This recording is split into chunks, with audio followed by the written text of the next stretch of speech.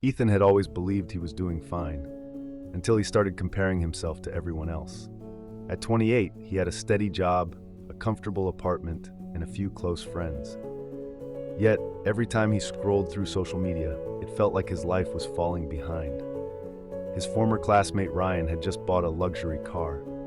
His old childhood friend Mia was traveling the world. His neighbor had launched a successful business.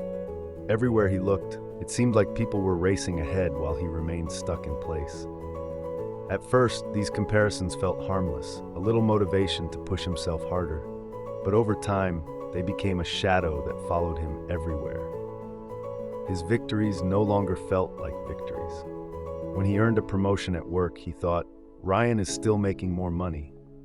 When he finally finished writing the novel he'd dreamed of for years, a quick search online showed hundreds of authors more talented, more successful, more celebrated. No matter what he did, someone else was always doing it better. One evening, after a long, exhausting day, Ethan visited his childhood home to clear his mind.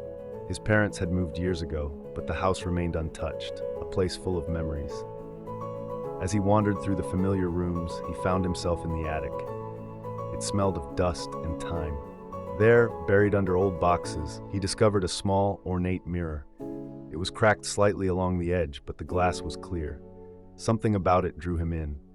He wiped away the dust and held it up. His reflection stared back, tired eyes, unshaven face, but something else too, a weight he couldn't quite describe. As he turned the mirror in his hands, he noticed an inscription on the back, "Know thyself." That night, unable to shake the words from his mind, he brought the mirror home and placed it on his desk. Over the following days, a strange thing happened. Every morning, Ethan made a habit of sitting in front of the mirror for 5 minutes. At first, it felt silly. But as he continued, the mirror seemed to ask him questions he had been avoiding. Who are you when no one is watching? What do you truly want? Why do you let their lives define yours? For years, Ethan had let the world tell him who he should be. Every achievement was measured against someone else's success.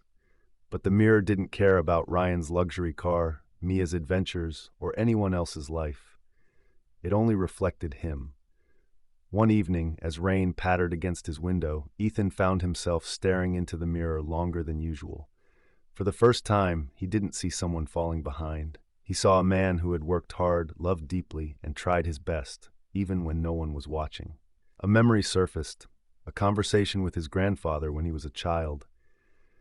They had been sitting in that very attic, surrounded by boxes of old photographs. Ethan had asked, "Grandpa, do you ever wish your life was different?"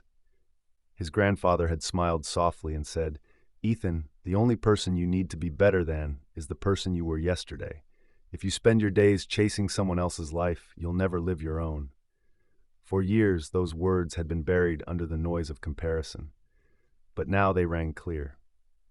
The next morning, something shifted. Ethan stopped checking social media first thing. He no longer rushed to measure his progress against others. Instead, he focused on his own growth. He set small, personal goals, to write a little each day, to improve at work, not for a title, but for the joy of learning. Slowly, the weight lifted. Months passed. His novel, once left unfinished, became a completed manuscript. He didn't compare it to bestsellers. He celebrated the fact that he had finished something that mattered to him. At work, he found fulfillment not in promotions, but in the moments he helped others. And in his heart, he felt something he hadn't felt in years: peace. One evening, as he tucked the mirror into a box for safekeeping, Ethan realized he no longer needed its reflection to know who he was. He had learned the truth. The only life worth measuring is your own.